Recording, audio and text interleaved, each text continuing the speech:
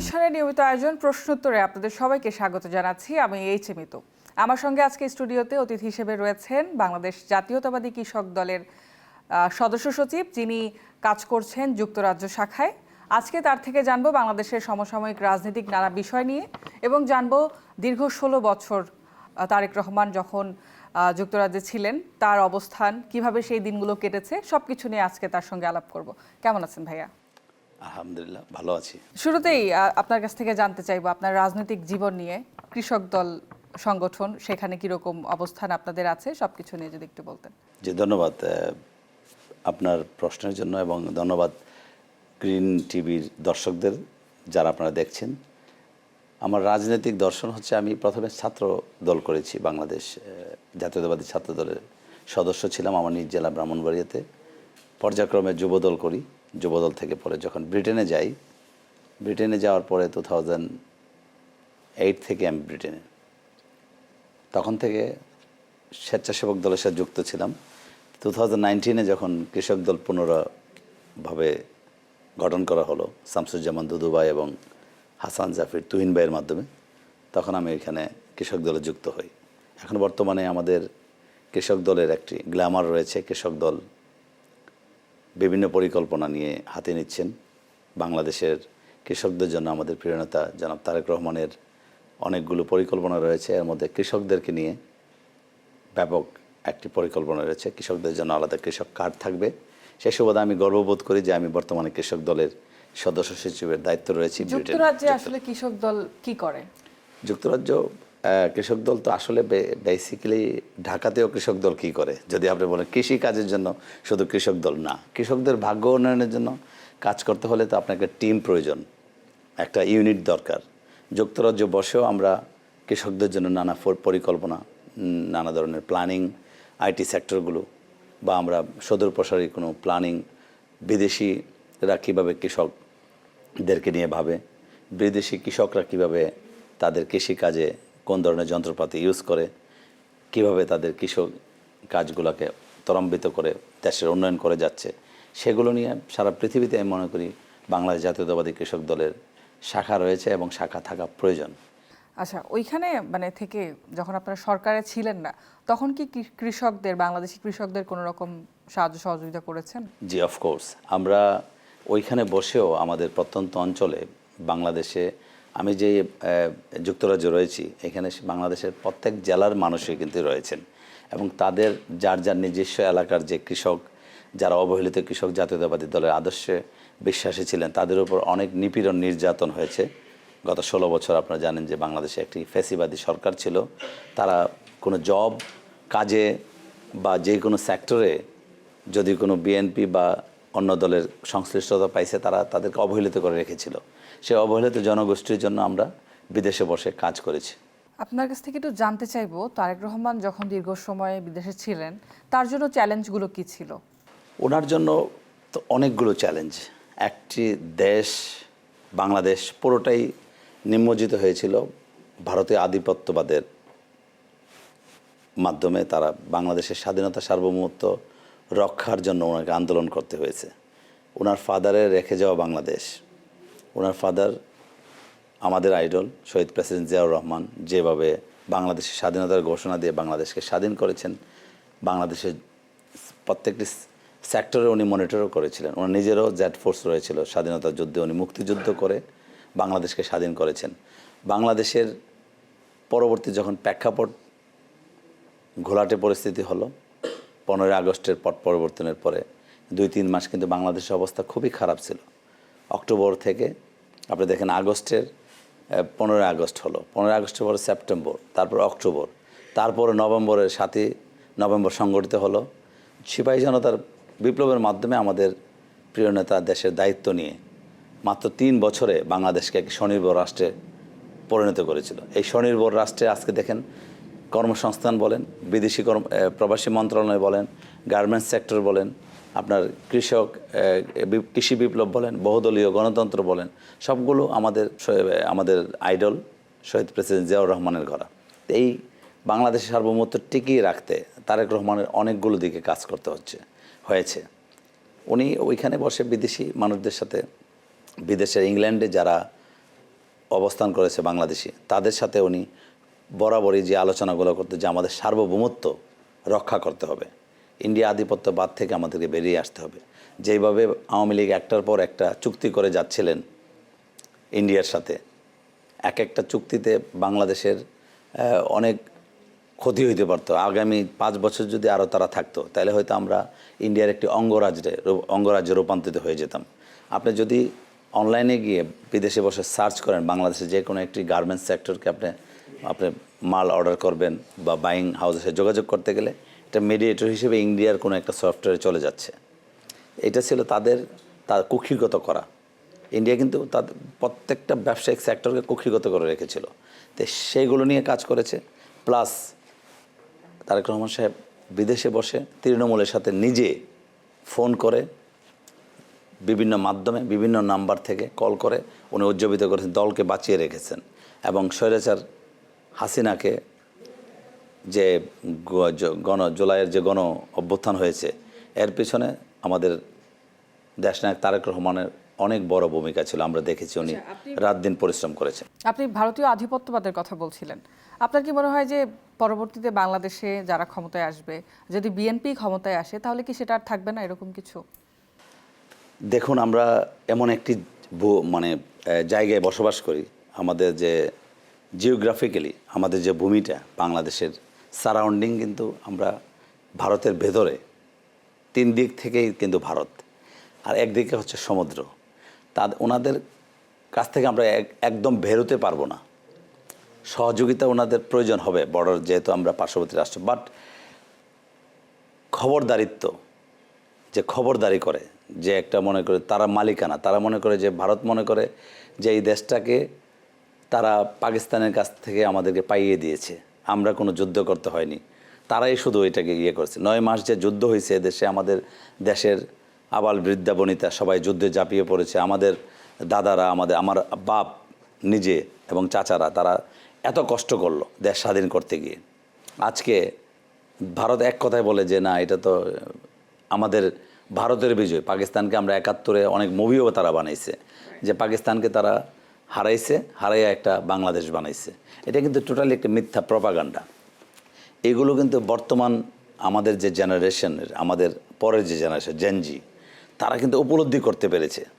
প্রতিনিয়ত আমাদেরকে ছোট করা হচ্ছে। আমরা একটা স্বাধীন সার্বভৌম রাষ্ট্র বাংলাদেশ, 1971 সালে আমাদের জন্ম হয়েছে। আমরা স্বাধীনভাবে আমরা বাঁচব। আমরা এই জাতি কখনোই আমরা আধিপত্যবাদে, ভারতীয় আধিপত্যবাদে থাকতে চাই না, বিশ্বাসও করি না। এই জন্যই কিন্তু এত বড় একটা যুদ্ধ হয়েছে। আপনি জানেন যে সবার আগে বাংলাদেশ। তারেক রহমান, আমাদের প্রিয় নেতা দেশনায়ক তারেক রহমান, উনি বরাবরই কিন্তু বাংলাদেশকে প্রায়োরিটি দিয়ে যাচ্ছেন। আমরা কোনো দেশের বিরুদ্ধে না।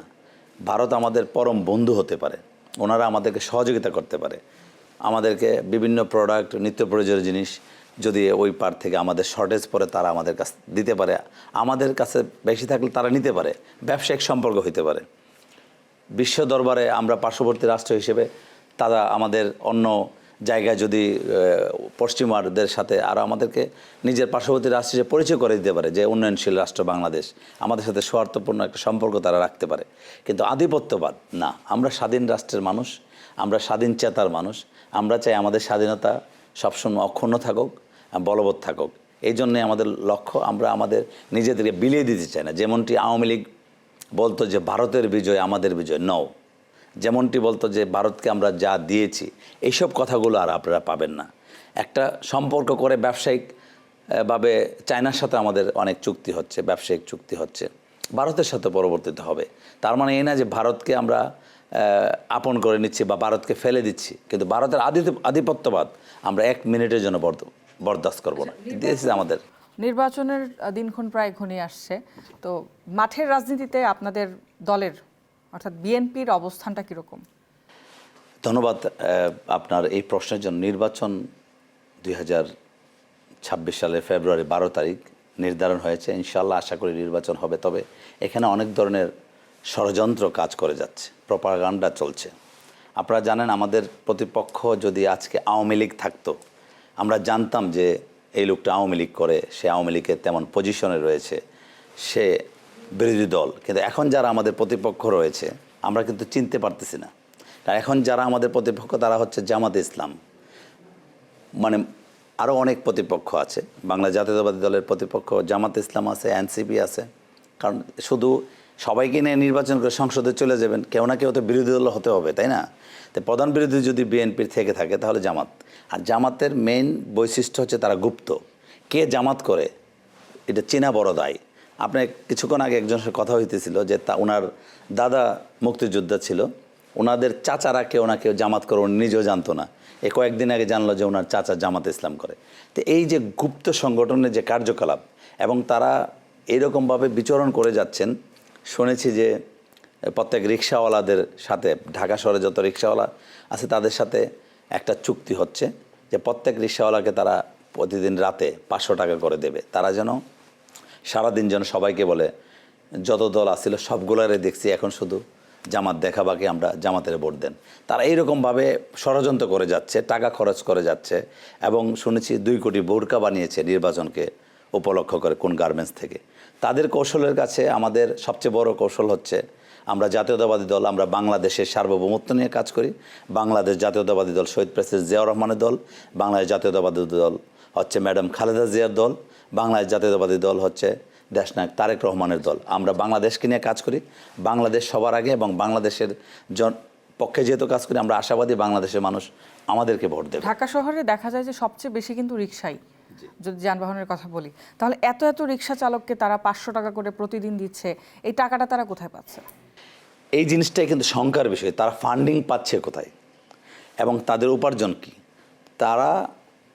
তাদের যে বিদেশি সংস্থাগুলো, তাদের একটা সংগঠন রয়েছে, তারা যদিও নামে ইসলাম, জামাতে ইসলাম, কিন্তু তারা কিন্তু বাংলাদেশ এবং ইন্ডিয়া, পাকিস্তান এবং আফগানিস্তান প্রত্যেক দেশে কিন্তু তাদের জামাত ইসলামের শাখা রয়েছে। তো বাংলাদেশ শাখা, তারা হয়তো বিদেশের যে তাদের শাখাগুলো ওইখান থেকে সহযোগিতা নিচ্ছেন যেন তারা অন্য অন্য দেশে, বাংলাদেশে যেরকম তাদের একটি অবস্থান রয়েছে, অন্য দেশগুলোতে তেমন অবস্থান নাই যে সরকারে যাওয়ার মতো। বাংলাদেশের বর্তমানে 2nd পজিশনে তারা চলে এসেছেন। তো এটা তাদের জামাত ইসলামের জন্য গর্বের বিষয়। অন্য অন্য দেশে যারা রয়েছে হয়তো বিদেশ থেকে তারা ফান্ডিং পাচ্ছে, আমার ধারণা।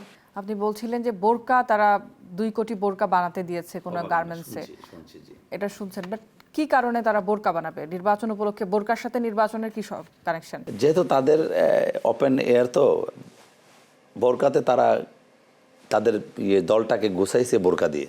আওয়ামী লীগের আমলে অনেক সময় তাদের নেতাকর্মীরা বোরকার নিচে দিয়ে বোরকার ব্যবহার করেছে এবং বর্তমানে তারা চাচ্ছে যে পুরুষ মহিলা উভয় তাদের, যদি ওপেন কোনো গুপ্ত সংগঠন না হইতো, তারা ওপেন কোনো চিন্তা ভাবনা ওপেন চিন্তা করতো। যেহেতু তাদের একটু গুপ্ত চিন্তা ভাবনা, এই জন্য ডার্ক কোনো কাপড়ের পিছনে থেকে তারা কোনো রহস্য হয়তো রয়েছে, আমি হয়তো টোটালি জানি না। বাংলাদেশে ডিজিএফআই আছে, এসবি আছে, ইন্টেলিজেন্সি ব্রাঞ্চ আছে, তারা অবশ্যই এই জিনিসটি খতিয়ে দেখবেন। ষড়যন্ত্রের কথা বলছিলেন নির্বাচন নিয়ে, কারাই ষড়যন্ত্র করছে? ষড়যন্ত্র দেশি বিদেশি ষড়যন্ত্র। বাংলাদেশকে নিয়ে দেশি বিদেশি ষড়যন্ত্র সবসময় হয়েছে, কিন্তু বর্তমানে সবচেয়ে বড় ষড়যন্ত্র চলছে যেন অবাধ এবং সুষ্ঠু একটি নির্বাচন যেন না হয়। এটাকে বাধাগ্রস্ত করার জন্য দেশীয় মানুষ, কিছু বিদেশি মানুষ যারা চায় না যে সুষ্ঠু নির্বাচন হলে একটি গণতান্ত্রিক দ্বারা সঠিকভাবে যদি পরিচালিত হয় তাহলে তারা ব্যাহত হবে, তাদের অপকর্ম ব্যাহত হবে, তারাই চাচ্ছে। আচ্ছা, আপনি এনসিপি নিয়ে কথা বলছিলেন, এনসিপিকে আপনারা, বিএনপি এনসিপিকে কি মনে করছে এবারের রাজনীতিতে? এইবারের রাজনীতিতে এনসিপি আমি মনে করি একটা ভালো একটা দিক এনসিপির আছে। কিছু তরুণ ইয়াং কিছু লিডারশিপ এসেছে। আমি মনে করি আমার দল জাতীয়তাবাদী দল বিএনপিও রেসপেক্ট করে যে এনসিপির যারা রয়েছেন তারা মাঠে থাকুক, গণতান্ত্রিক চর্চা করুক, কথা বলার অধিকার নিয়ে আসুক। তাদের মধ্যে ট্যালেন্ট ছেলেরা রয়েছে, ফারসাইট নিয়ে তারা যদি রাজনীতি করতে পারে, মানে তাড়াহুড়ো না করে, তাদের যে বয়স, তাদের যে রাজনৈতিক অভিজ্ঞতা, তাদের তো যদি জুলাই থেকে এই পর্যন্ত এইটুকু বয়সে আমরা তাদেরকে রাজনৈতিক সংশ্লিষ্টতা হিসেবে চিনি। এর আগে হয়তো একাডেমিকলি তাদের অভিজ্ঞতা এক্সপিরিয়েন্স রয়েছে, বাট পলিটিক্যাল এক্সপিরিয়েন্সের লেন্থ খুবই কম। তাই মনে করি তাদের সময়ের প্রয়োজন এবং ওনারা যেন সেইভাবে অ্যাক্ট করে অন্যদের সিনিয়রদের সাথে, তাদের ভবিষ্যৎ অনেক ভালো হবে যদি তারা আপাতত কয়েকটা সিটও যদি নিতে পারে, 5টা বা 6টা সিটও যদি নিতে পারে, পার্লামেন্টে যেতে পারে, তাদের ইয়াংদের জেনজিদের পক্ষ থেকে তারা কিছু ভয়েস রাইজ করতে পারে। অনেক গুঞ্জন শোনা যাচ্ছে যে তারা 30টা আসনের মতো পাবে, এটা নিয়ে আপনার মতামত কি? 30 জন হয়তো তাদের মানে একটা প্রেডিকশন করতেই পারে যে কেউ প্রেডিকশনে এনসিপি 30টা সিট বাংলাদেশে পাবে, এই প্রেডিকশনটা কতটুকু সত্য আমি জানি না, তবে 5-6 জনকে আমি ভালোভাবে চিনি যাদেরকে জনগণ ভালোবেসে হয়তো ভোট দিতে পারে। আর অন্য 30 জনের ব্যাপারে তাদের জনপ্রিয়তার উপর নির্ভর করবে এবং তাদের প্রতিপক্ষ এলাকাতে কে যিনি রয়েছেন সেটার উপর ভিত্তি হবে। মানে আপনার সন্দিহান আছে যে ওরা 30টা পাবে কিনা সন্দেহ আছে, 5-6টা হয়তো যাদেরকে আমরা চিনি তাদের প্রতি একটা আশা রেখে বলতে পারি যাদের প্রতিপক্ষ রয়েছে তেমনটা তাদের সাথে কাভার করতে পারবে না। হয়তো 5-6 জন যাদেরকে আমরা ভালোভাবে চিনি এনসিপির, তারা হয়তো সংসদে যেতে পারবে যদি সুষ্ঠু নির্বাচন হয়। আপনি সন্দেহ প্রকাশ করছিলেন যে এনসিপি 30টা সিট পাবে কিনা, তবে যদি বিএনপির রাজনৈতিক অবস্থানের কথা বলি, আপনাদের কি অবস্থা? আপনারা কয়টা সিট পাবেন? তো অবাধ, সুষ্ঠু এবং নিরপেক্ষ একটি নির্বাচন হয়, ফ্রি অ্যান্ড ফেয়ার একটি ইলেকশন হয়, তাহলে বাংলাদেশের আপামর জনগণ নিম্নবিত্ত, উচ্চ নিম্নবিত্ত, মধ্যবিত্ত প্রচুর সংখ্যক ভোট আমাদের রয়েছে।